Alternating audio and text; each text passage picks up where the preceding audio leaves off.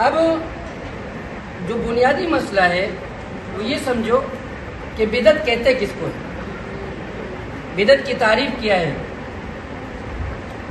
بدعت لغت کے اندر کہتے ہیں بغیر نمونے کے کسی چیز کو بنانا، کسی چیز کو وجود دینا، بغیر کسی سابق نمونے کے کسی چیز کو بنانا، اس کو بدعت کہتے ہیں۔ نئی چیز اس کو بدعت کہا جاتا ہے۔ اور اصطلاح کے اندر بدعت کس کو کہتے ہیں؟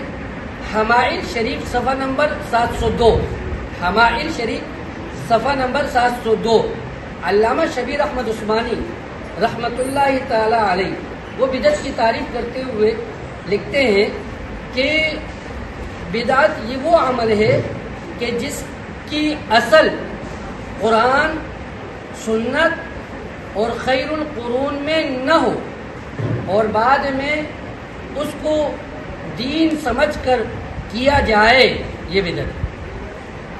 بدعت کی تعریف یاد رکھنا، بہت سارے مسائل حل ہو جائیں گے، یہ اصول یاد رکھو۔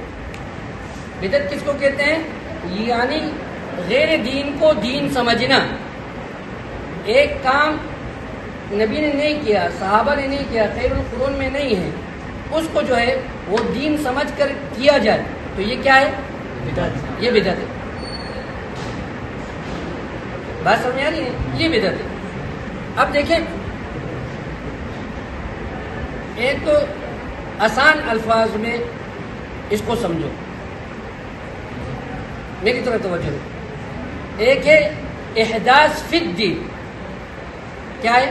احداث فی الدین۔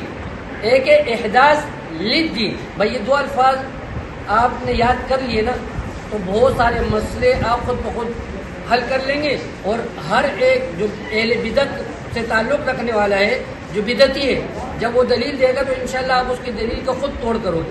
یہ دو الفاظ بس یاد رکھو، ایک ہے احداث فی الدین، ایک ہے احداث للدین۔ احداث فی الدین کا کیا مطلب ہے؟ دین کے اندر کوئی نئی چیز پیدا کرنا، یعنی جس کی اصل نہ قرآن میں ہے، نہ سنت میں ہے، نہ خیر القرون میں ہے، بعد میں اس کو دین سمجھ کر کیا جائے تو یہ احداث فی الدین ہے۔ سمجھ میں نہیں؟ اور بعض کام ایسے ہیں کہ جو احداث فی الدین نہیں ہے، احداث للدین ہے، یعنی دین کے لیے ذریعہ ہے، دین کے لیے واسطہ ہے۔ جو چیزیں دین کے لیے ذریعہ اور دین کے لیے واسطہ ہیں تو وہ بدعت نہیں ہے، وہ بدعت نہیں ہے۔ مثلا اب امام صاحب مائک استعمال کرتا ہے، مائک کیوں استعمال کرتا ہے؟ کہ بھائی جو دور مقتدی کھڑے ہوئے ہیں ان کو آواز پہنچ جائے، اسپیکر کے ذریعے سے آواز پہنچایا جاتا ہے۔ بعض لوگ اعتراض کرتے ہیں نا، تم کہتے ہو عید میلاد النبی بدعت ہے، یہ 10 محرم کو جلوس بدعت ہے، تو پھر تو یہ پنکھا بھی نبی کے دور میں نہیں تھا، پھر تو یہ بھی بدعت ہے، پھر تو یہ جو تم اسپیکر میں بیانات کرتے ہو پھر یہ بھی بدعت ہے، پھر یہ جو ہم نے لگایا ہوا ہے یہ بھی نہیں تھا، یہ بھی بدعت ہے۔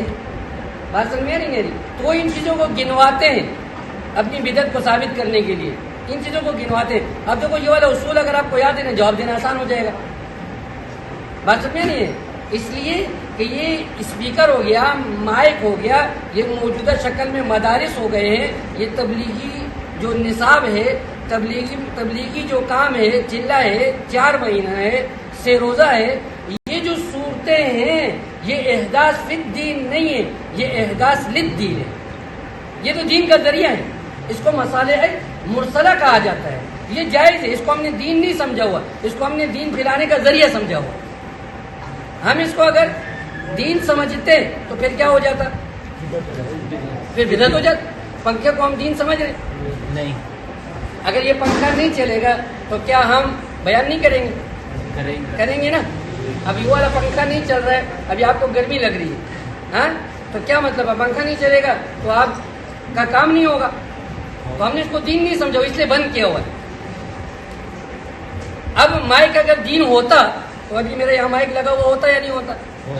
ہم تو بغیر مائک کے پڑھا رہے، تو پتہ چلا دین نہیں ہے. اگر دین ہوتا تو ہم ضرور کرتے. یہ دین نہیں ہے.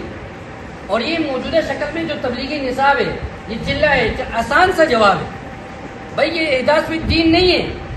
اگر تبلیغی اس کو دین سمجھیں کہ یہی طریقہ اصل دین ہے تو پھر تبلیغی بدعتی ہے. وہ تو کہتے ہیں یہ دین پھیلانے کا ذریعہ ہے. تو تبلیغ بھی یہ احداث للدین ہے, احداث فی الدین نہیں ہے. احداث فی الدین ہوتا تو پھر آپ کا اعتراض صحیح تھا. لیکن یہ احداث للدین ہے. 4 مہینے چلہ لگانا, سال لگانا, فضائل اعمال کی تعلیم, یہ نصاب یہ کیا ہے؟ احداث للدین, نہ کہ احداث فی الدین. احداث فی الدین ہوتا تو پھر آپ کا اعتراض صحیح تھا. اگر آپ چلو ہم آپ کی بات مان لیں کہ نبی کے زمانے میں یہ نہیں تھا, نبی کے زمانے میں یہ چیز نہیں تھی, فلاں چیز نہیں تھی, تو نبی کے زمانے میں تو بھی نہیں تھا, تو بھی بدعتی ہے.